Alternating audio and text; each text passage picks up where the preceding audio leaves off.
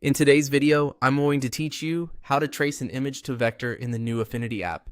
If you've ever needed to convert a pixel-based image into clean, scalable artwork, this is the fastest way to get there.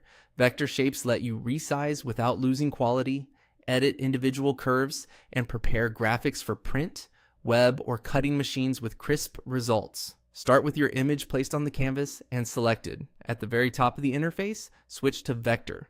This tells the app you want to work with vector tools and unlocks the tracing controls. If you don't see the option you need in the toolbar, double check that the image layer itself is selected, not a group or an empty layer. Next, click Image Trace. The app will analyze the artwork and generate a live preview of vector shapes right on your canvas.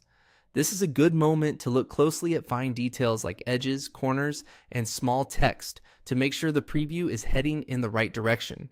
High contrast, well-lit images trace best, so if your source looks muddy or overly compressed, expect to nudge the controls a bit more. Now, adjust the edge threshold and curve tolerance sliders. Edge threshold controls how sensitive the trace is to changes in tone and color. Lower values pick up only the strongest, clearest edges. Higher values capture more detail but can introduce noise. For logos and icons, start lower to keep the shapes clean. For complex artwork or textures, raise it gradually until important details appear without bringing in speckles or jagged edges. Curve tolerance controls how closely the new vector paths follow the original shapes.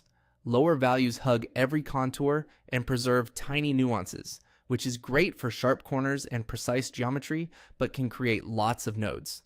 Higher values simplify the result, giving you smoother curves with fewer points. If you're planning to edit the shapes later, a slightly higher tolerance can make them easier to manage.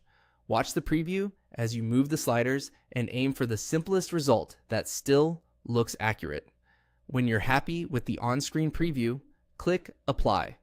The raster image is converted into editable vector curves, grouped and ready to refine. From here, you can select paths, recolor fills, and strokes, and scale the artwork to any size with no loss of quality.